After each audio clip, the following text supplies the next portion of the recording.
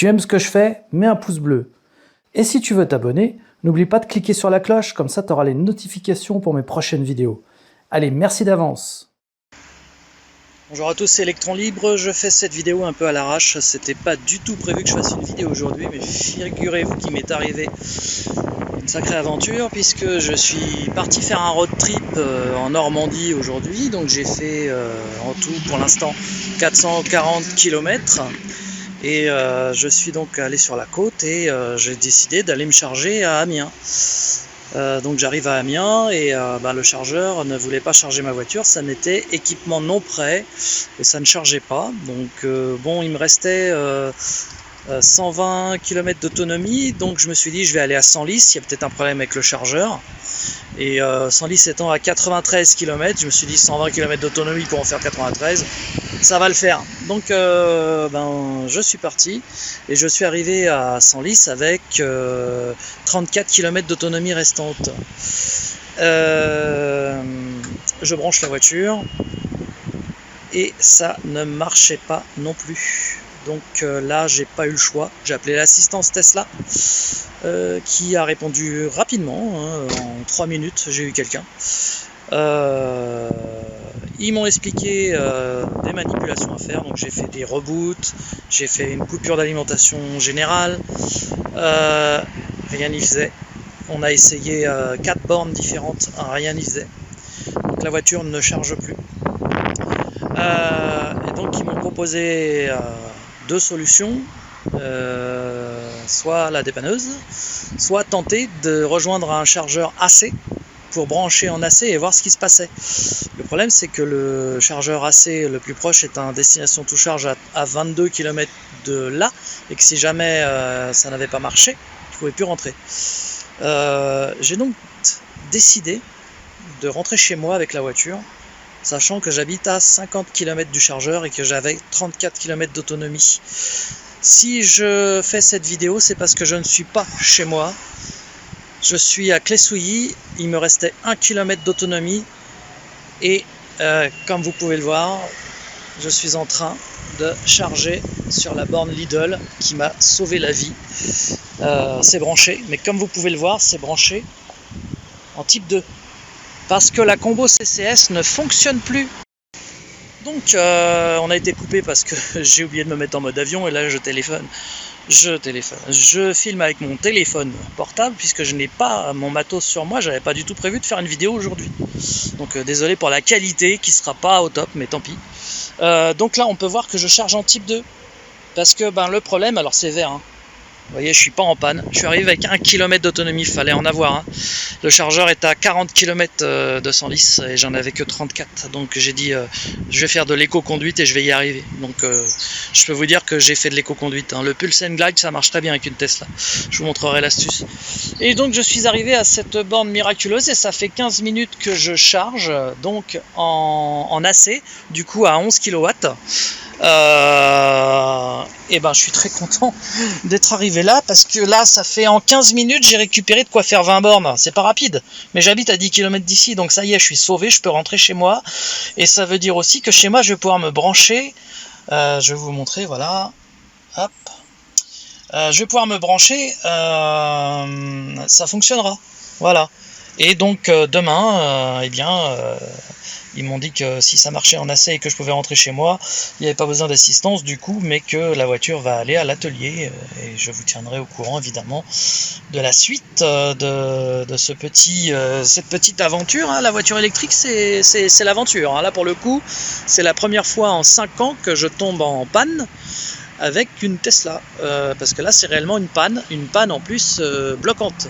Donc fort heureusement la partie AC fonctionne et ça m'a sauvé, donc je peux rentrer et chez moi je pourrai charger, donc la voiture ne sera pas stockée batterie à plat, c'est ce qui me faisait peur. Là je vais faire le plein cette nuit et demain on avisera s'il faut que j'aille à Chambourcy la déposer ou autre, en tout cas elle sera chargée et voilà, ils pourront voir sur place et je vous tiendrai informé évidemment de la suite. Voilà, Et puis en tout cas, l'assistance Tesla a répondu rapidement, ils sont très gentils, très aimables. Voilà, j'espère que la prise en charge sera à la même hauteur que cet appel que j'ai dû passer, mais en tout cas c'était simple, facile et rapide. Donc déjà c'est une bonne chose. J'aurais préféré que ça remarche directement, mais si c'est un problème matériel, bah à distance, ils n'ont plus que regarder les logs et faire des reboots et me donner des manips à faire. Mais là, si c'est une pièce qui est flinguée, c'est différent. Voilà. Enfin, de toute façon, c'est sous garantie, il n'y a aucun problème. Toute la partie batterie, chargeur et tout ça, c'est garanti. Donc, je me fais pas de soucis à ce niveau-là. Voilà les amis, me voici arrivé à la maison. Et bien, un moment de vérité, on va brancher la voiture avec le chargeur Tesla. Et j'espère que tout va bien se passer. Ouais, il fait un peu noir, désolé. Alors, c'est bleu. Ça commence mal.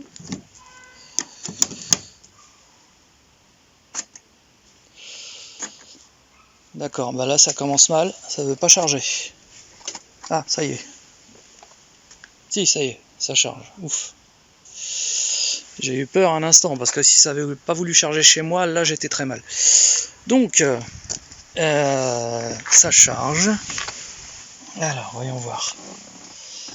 Désolé pour la qualité de la vidéo, avec mon téléphone en plus qui est pas de super qualité, n'est-ce pas? On fait ce qu'on peut. Voilà, il va me falloir 13h15 minutes, 14h15 minutes pour parce que je suis en fait je suis en 5 kW parce que j'ai baissé l'ampérage à 24. Voilà, vous pouvez voir. Normalement on peut mettre 32 mais j'ai baissé à 24 parce que j'ai pas que celle-là à charger. Hein. Donc ce que je vais faire là pour l'instant, comme il y a qu'elle qui charge, je vais monter l'ampérage à 32. Voilà. Et là, il me faut plus que 10h45 minutes pour avoir 90%. Voilà, donc je tiens à remercier quelques personnes. Bon, l'assistance Tesla qui a été impeccable sur ce coup-là. Damien Dos Santos qui fait partie du club Tesla, qui s'est proposé de venir m'aider au superchargeur de Senlis. Bon, j'ai pas eu besoin de son aide, mais c'est sympa de sa part de s'être proposé. Il était même pas loin, il était au péage juste à côté, donc il était prêt à venir. Eric qui m'a assisté dans tout ce bordel, qui est resté en ligne avec moi tout le long, voilà, pour m'assister, qui était prêt même à venir de Chéronvilliers dans le 28, qui se trouve à 250 bornes d'ici, et il serait venu. Donc voilà. Vraiment, la solidarité Tesla, c'est quand même quelque chose, quoi. Voilà, en général, la solidarité avec les véhicules électriques, c'est que ce soit Tesla ou non, c'est vraiment bien. Donc voilà, la voiture charge. Il me restait 17 km d'autonomie en arrivant. Autant vous dire, pas beaucoup de pourcents à la batterie. Hein. Vous vous rendez compte, je suis arrivé avec 1% de... Non, 1 km, pas 1%. 1 km au chargeur. C'est-à-dire que j'étais à 0, quoi. J'étais complètement à 0, donc... heureusement que ça marche en AC, parce que là, ça aurait fait des dégâts dans la batterie. Hein. Voilà, donc là, je vais charger à fond. Demain, je dois aller chez Franck.